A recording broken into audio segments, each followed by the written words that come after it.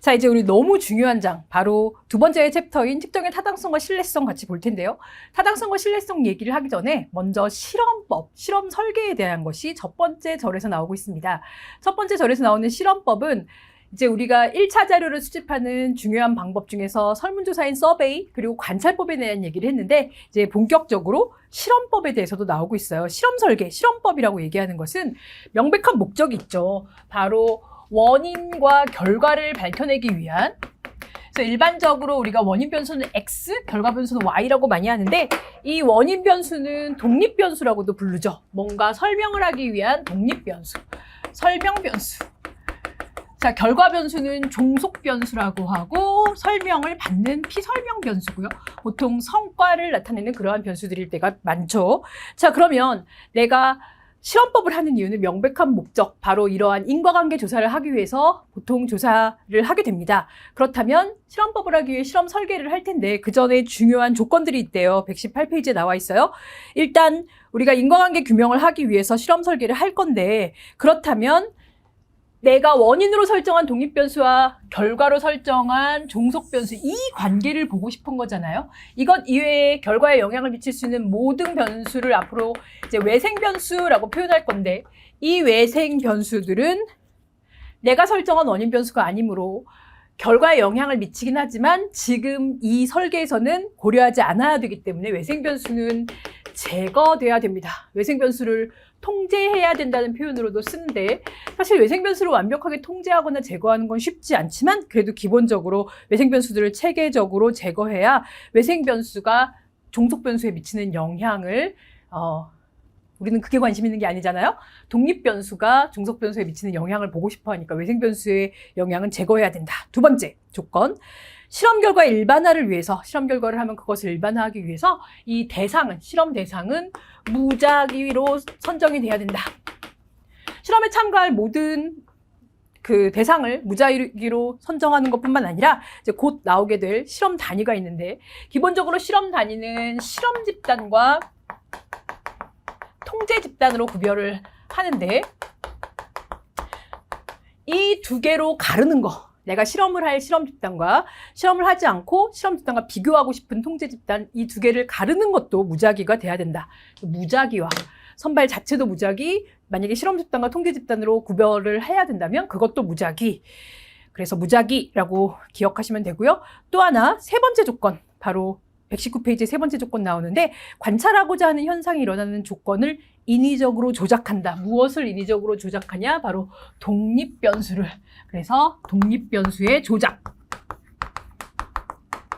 조작이란 말 되게 나쁜 말 같지만 우리 실험법에서는 반드시 필요한 것이죠. 독립변수의 조작이라는 의미는, 독립변수는 내가 정하는 변수니까 내가 맘대로 값을 바꿀 수가 있는, 확정적으로 인위적으로 조작할 수 있어야 됩니다. 독립변수의 종류와 변화의 강도를 조절해서, 그렇다면 내가 독립변수를 조절할 때 종속변수가 어떻게 영향을 받는가를 실험할 수 있겠죠. 독립변수의 조작 매우 중요합니다. 자, 실험 단위 방금 얘기했던 것처럼 실험 변수에 노출되는 실험 집단은 실험 변수를 실제로 하는 것이고, 여기선 동일하되 이 둘은 동질적이면서 여기는 실험을 하지 않는, 그래서 실험을 하고 난 다음에 결과를 실험 집단과 통제 집단으로 비교를 하는데, 문제는 통제 집단이 반드시 있어야 되는 건 아니에요. 그래서 통제 집단을 설정하는 자체가 쉽지 않은 경우도 있고, 뭐 여러 가지 이유로 통제 집단이 반드시 있는 건 아닙니다. 있으면 이제 비교할 수 있겠지만 없을 수도 있어요. 실험 집단 뭐 당연히 반드시 있는 거고요.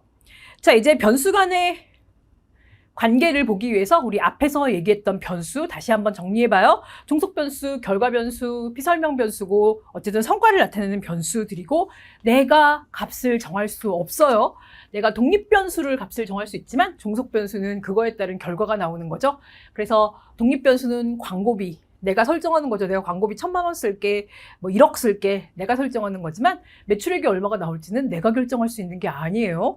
그런 것이 바로 종속변수입니다. 독립변수는 120페이지에 나오듯이 내가 조작할 것이고 내가 직접 확정적으로, 그래서 독립변수는 확정적이다라고 얘기를 하죠.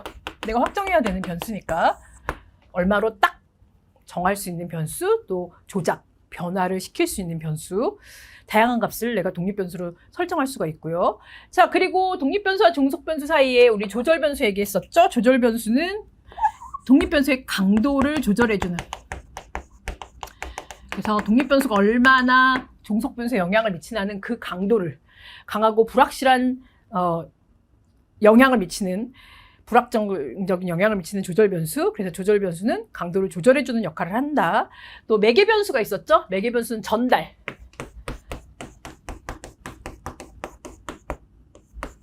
그래서 매개변수는 단순한, 어떻게 보면 전달자, 중간 단계에 나타나는 것으로 독립변수의 입장에서 보면 종속변수라고 할 수 있지만 종속변수의 입장에서 보면 독립변수의 역할을 하는 것이 매개변수였어요. 전달자 역할을 하는 그런 설명들을 했었고요. 우리 통제변수, 외생변수 중에 통제가 가능한 변수들을 통제변수라고 하죠. 그리고 통제변수보다 더 큰 개념을 우리 외생변수라고 했고요. 외생변수 중에 통제가 되는 변수도 있고 안 되는 변수도 있어요. 121페이지에 억압변수, 변수 간의 관계가 있지만 없는 것처럼 변수 간의 관계를 억누르는 변수, 또 왜곡시키는 변수, 이런 거 전부 다 합쳐서 사실은 외생변수인 거죠. 121페이지에 간단하게 뭐 본문에도 막 예제가 나와 있는데 여기 막 예제가 쏟아져요. 왜냐하면 너무 문제가 많이 나오기 때문에 그래요. 그래서 기존의 예제들 보면 연구자들의 가설에 포함된 변수들에 대한 설명으로 옳은 것을 모두 골라라 라고 되어 있는데요. 연구자들은 지금 학생들의 학업 부진이 비행 친구와 사귀도록 만들고 이것이 비행으로 이어진다라고 봤습니다. 그러면 학업이 부진해요. 안 좋은 친구들을 사귀어요. 그래서 비행을 실제로 저질러요. 자, 이렇게 지금 단계가 이어지고 있다라고 합니다. 그렇다면 각각의 변수에 대한 설명을 하는 건데요. 그러나 이 중에 학업이 부진한 학생이라도 선생님의 관심을 받으면 비행 가능성이 줄어들 수 있다. 여기서 이제 선생님의 관심, 선생님의 역할이 비행을 감소시킬 수도 있다라고 되어 있어요. 그렇다면 또 학생들의 어릴 적 가정 환경이 비행을 설명하는 또 중요한 원인일 수도 있다. 그러나 우리의 지금 관심은 학업 부진이 비행에 미치는 영향을 보고 싶다는 거죠. 자, 그러면 보기에서 맞는 것을 다 골라보죠. 학업 부진은 독립변수다. 비행은 종속변수다. 그래서 학업 부진이 있으면 결국은 비행을 저지르게 된다. 기억은 맞고요. 비행 친구와 사귐은 전달이죠. 그렇죠? 학업 부진, 학업이 성적이 안 나와서 비행 친구를 사귀고 결국 비행을 같이 저지르게 되는 전달자 역할을 하게 되니까 매개변수 맞습니다. 선생님의 관심, 학업이 부진하더라도 선생님이 관심을 얼마나 두느냐에 따라서 비행 여부가 달라지니까 조절변수죠. 전달이 아니라 강도를 조절하니까 조절변수 맞고요. 자, 어릴 적 가정 환경도 사실은 비행에 영향을 미칩니다. 그러나 우리의 관심은 지금 이 모형인 거죠. 학업 부진이 비행에 미치는 영향을 보고 싶어요. 그래서 환경도 물론 비행에 영향을 미치지만 지금 이 모델에서 보고 싶지 않는, 그래서 통제나 제거가 돼야 되는 어릴 적 가정 환경은 외생 변수다. 기억, 니은, 디귿, 리을이 다 맞네요. 자, 이제 122페이지로 가보면 우리 변수의 속성에 대해서 또 구별을 할 수도 있어요. 이 내가 측정하는 여러 값들이 이제 변수가 될 텐데 그 변수들의 역할, 뭐 종속이냐, 독립이냐, 뭐 이런 역할뿐만 아니라 이 변수의 속성. 그래서 크게 이산 변수냐, 연속 변수냐로 바꿀 수가, 구분할 수가 있는데요. 좀 더 이산 변수는 이제 이산형 척도로 측정된 변수, 연속형 변수는 연속형으로 측정된 변수인데 뒤에 이제 우리 척도에서 다시 한번 나올 텐데, 이산 변수는 말 그대로 하나하나 열거가 가능하죠. 별개의 범주로 구별이 되어 수치화가 가능한 변수다. 성별, 학력, 직업, 뭐 손가락으로 셀 수 있어요. 몇 개 안 돼요. 자, 연속 변수는 특정한 구간에 있는 값은 모두 취할 수 있는 게 연속 변수죠. 뭐 소득, 시장 점유율 이런 것들. 그래서 너무 많아서 셀 수가 없어요. 자, 더미 변수는 이산 변수 중에 특수한 경우인데 제로와 1, 딱 두 가지 변수, 두 가지 값만 갖게 하는 더미 변수. 그래서 주로 더미 변수는 뭐 0과 1의 값을 가지고 뭐 어느 하나, 다른 하나 이런 개념, 유무라든지 이런 것들을 표현하게 되죠. 정상 1, 불량 제로. 그래서 더미 변수를 가지고 우리가 질적인 변수를, 이제 숫자가 아닌 변수를, 더미 변수를 이용해서 회계 분석에서 뭐 독립 변수 역할을 하기도 하고 그렇습니다. 그때 또 다시 얘기하기로 하고요. 자, 이제 123페이지에 실험 설계에는 과연 어떤 것들이 있는가? 종류를 얘기할 텐데 제일 처음에 나오는 원시 실험 설계는 엄밀히 말해서 실험 설계라고 실험법이라고 보기가 어려워요. 현실에선 물론 많이 하지만 이것을 실험법이다라고 하긴 조금 어렵죠. 원시 실험 설계는 무엇이냐? 이미 실험 변수가 노출이 돼버렸어요. 이미 뭔가가 작용을 해버린 거죠. 그래서 조사자가 실험 변수를 조작하기도 어렵고 실험 변수의 노출 시기와 실험 대상을 무지하게 할 수도 없고 그래서 주로 어떨 때 쓰냐면 뭐 광고가 이미 틀어졌어요. 그럼 광고 본 사람들, 그 실험 변수에 노출한 사람들도 내가 선택할 수 없잖아요. 그래서 실험 변수가 이미 가해진 상태. 그래서 원시 실험 설계는 그러나 현실에서 많이 쓰는데 현실의 조사에서 많이 쓰는데 이미 실험 변수가 노출됐어요. 누구한테 노출됐는지도 모르겠어요. 그렇다면 그 노출된 사람들을 가지고 어땠냐, 효과가 어땠냐, 일반적인 적용 사례를 보면 사후 실험 설계 단일 집단을, 그러니까 실험 변수가 노출된 그 단일 집단에 대해서 사후에 조사를 할 수밖에 없는 단일 집단 사후 실험 설계라고 되어 있어요. 우리가 실험 설계의 이름을 보면 얘는 집단을 2개를 했구나, 뭐 실험 집단과 통제 집단으로 설정해서 비교를 했구나, 혹은 단일 집단이라고 하면 그냥 실험 집단만 했구나, 실험만 했구나라는 것을 알 수 있고요. 사전 사후냐 사후냐라는 것도 파악할 수 있는데 사후 실험 설계라고 되어 있는 것은 이미 실험 변수가 집단에 보여지고 노출되고 그 후에 사후 측정만 한다라는 뜻입니다. 그래서 일반적인 적용 사례로는 뭐 예를 들어서 실험 변수에 대한 노출, 뭐 광고 같은 것들이 틀어졌으면 광고를 본 사람만 대상으로 효과가 어땠냐, 실제로 물건을 샀냐, 뭐 이런 것들을 판단하는 것이 단일 집단 사후 실험 설계입니다. 그런데 어쨌든 조사자가 실험 변수를 노출하는 시기도 또 내가 노출하고 싶은 대상도 선정할 수 없기 때문에 엄밀히 말하면 실험법이라고 할 수는 없지만 현실에서 많이 쓰는 방법이라서 이런 것들도 아주 정말 일부는 원시 실험 설계라고 표현을 하는데 진짜 실험 설계는 순수 실험 설계와 유사 실험 설계로 구별이 돼요. 그래서 원시 실험 설계는 잊어버려도 이제 순수 실험 설계, 유사 실험 설계. 순수 실험 설계는 실험실에서 하는 거예요. 유사 실험 설계는 현장에서 하는 실험 설계죠. 그래서 순수 실험 설계야말로 우리가 원하는 실험의 목적에 맞게 딱 실험을 하는 건데요. 실험 단위의 추출과 집단의 무작위와 우리 무작위와 추구해야 된다고 했었고 뭐 외생 변수의 통제 이런 것들이 굉장히 잘 이루어져요. 그런데 얘 같은 경우는 현실에서 하는 것이 아니라 뭔가 어딘가의 실험실에서 정말 완벽하게 통제가 되고 실험 대상들도 다 이제 격리시켜서 막 그렇게 실험을 하는 것입니다. 그래서 기본적으로 이제 여러 가지 현실적인 문제로 이렇게 순수 실험 설계하기는 좀 어려워서 보통 학문적인 연구로 비용을 굉장히 많이 들여서 반드시 필요한 그런 경우에 주로 순수 실험 설계를 하게 됩니다.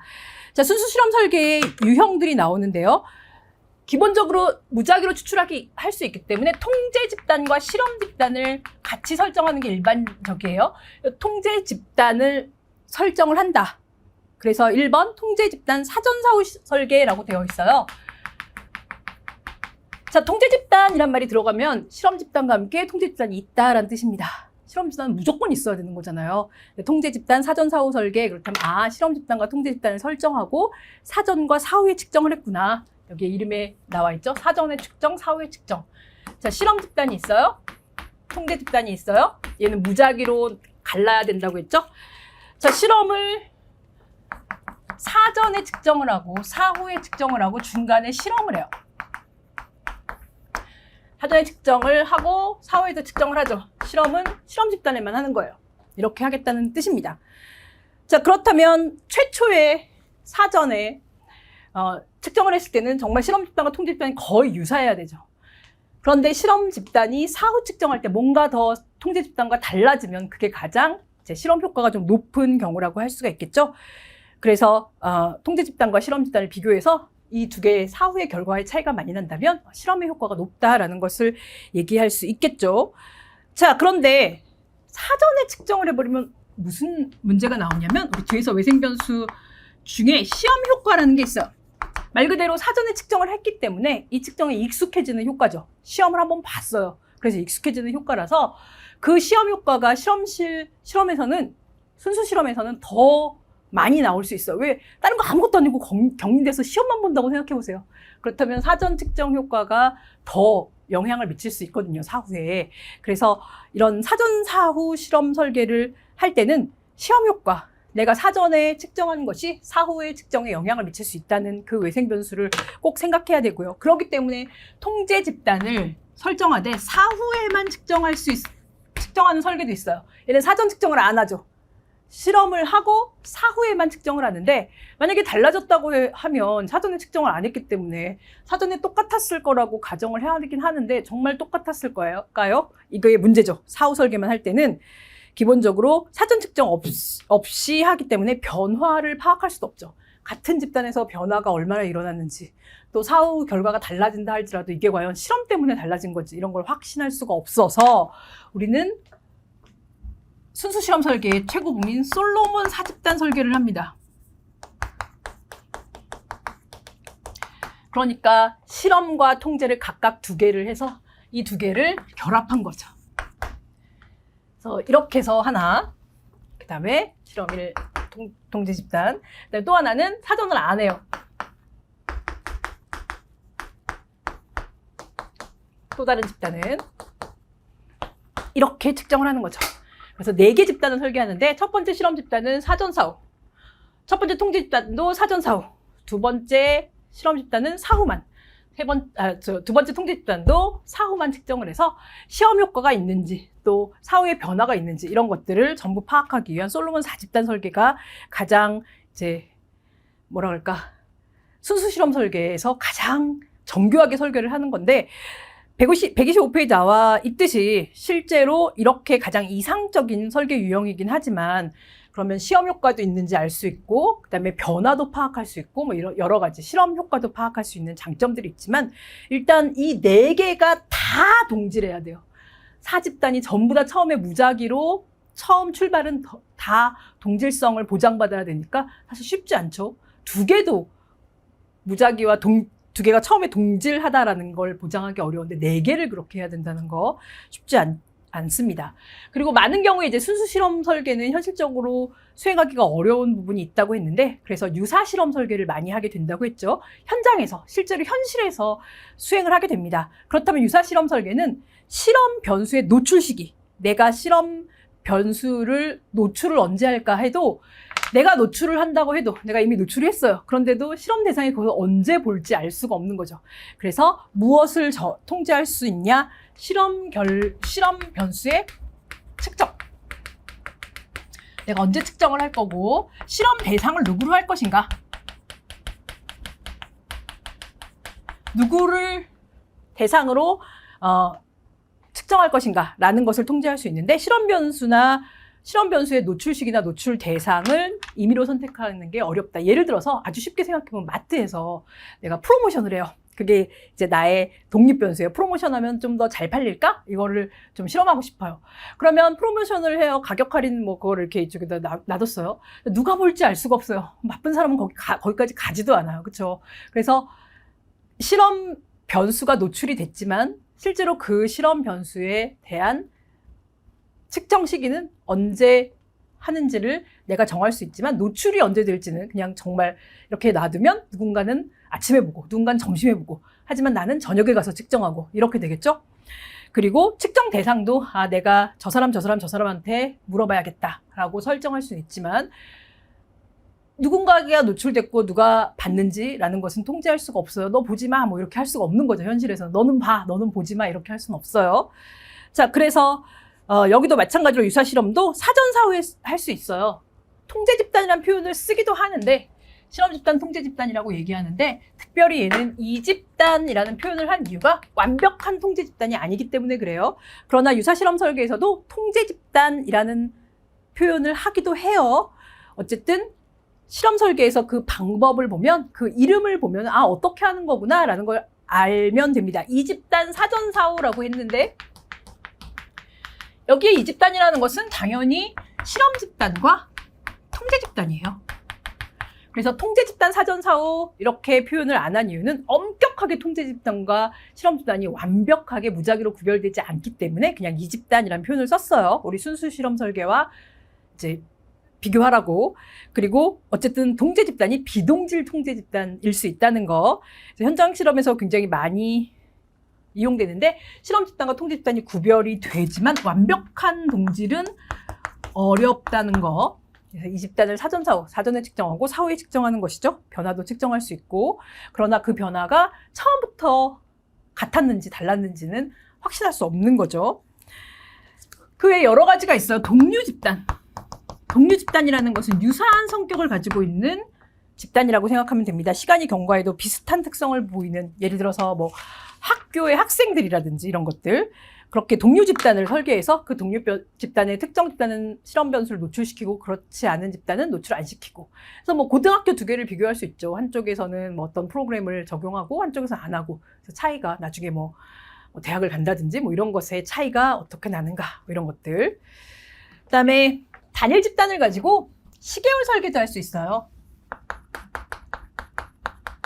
하나의 집단을 가지고 시계열 설계를 하는데, 여기서는 통제 집단은 없지만 시계열 설계를 하기 때문에 시험 효과가 계속해서 나올 수 있죠. 시험을 그러니까 측정을 계속하는 거예요.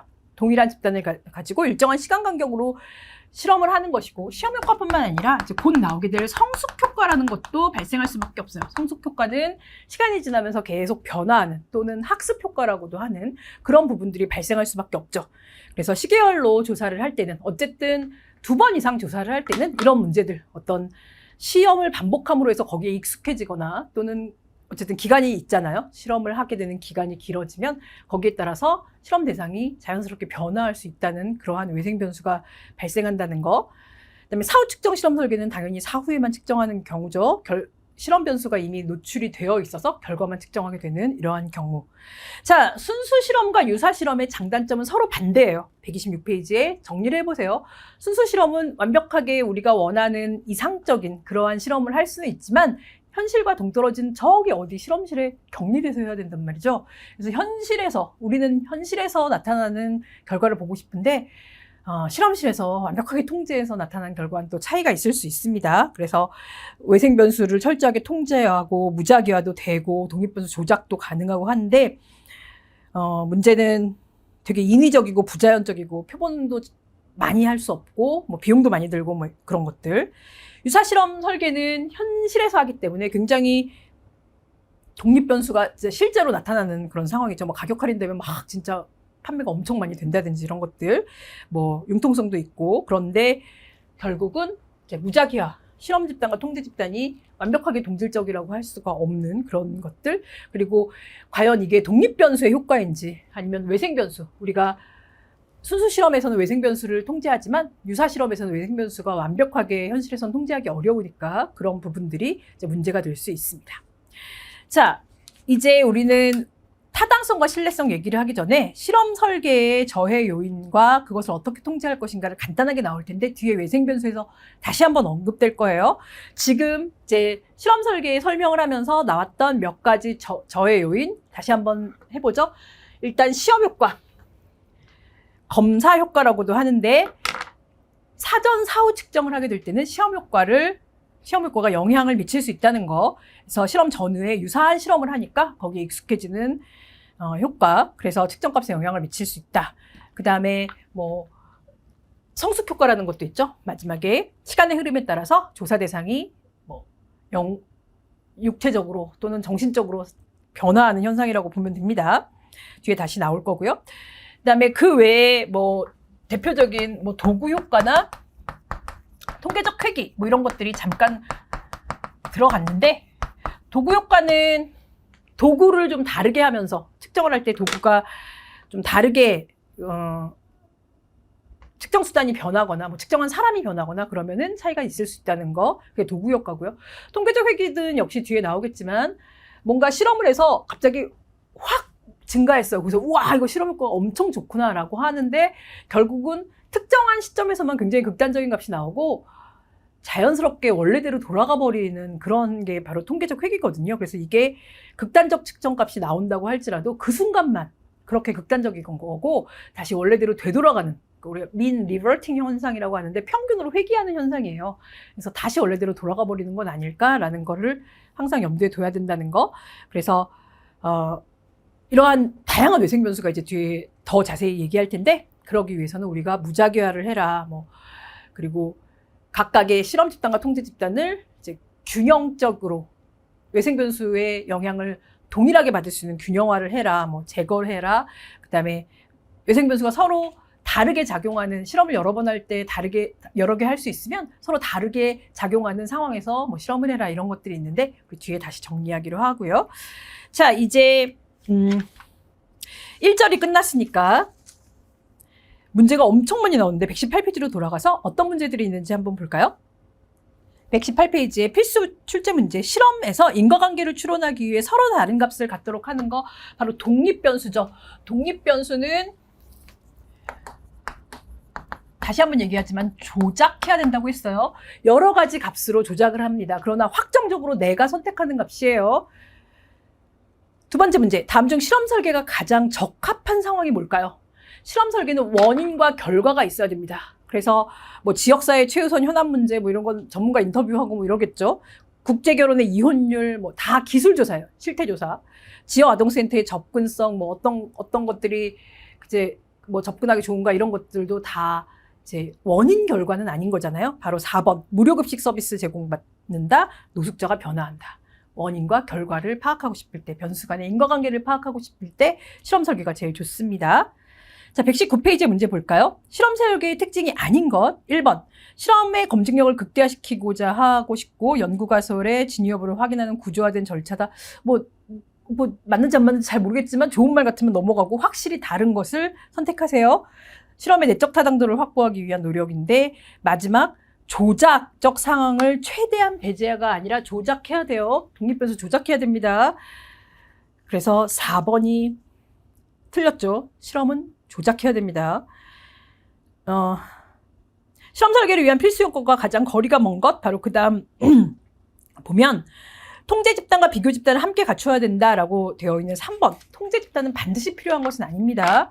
어쨌든 실험을 어떤 집단이 할 건데 그 집단과 비교하기 위한 통제 집단이 있게 설계할 수도 있고 그렇지 않게 설계할 수도 있어요. 사실 통제 집단이 있다는 것은 처음에 동질성을 확보해야 되는데 동질성을 확보하지 못하면 통제 집단을 두는 의미가 없어지는 거잖아요.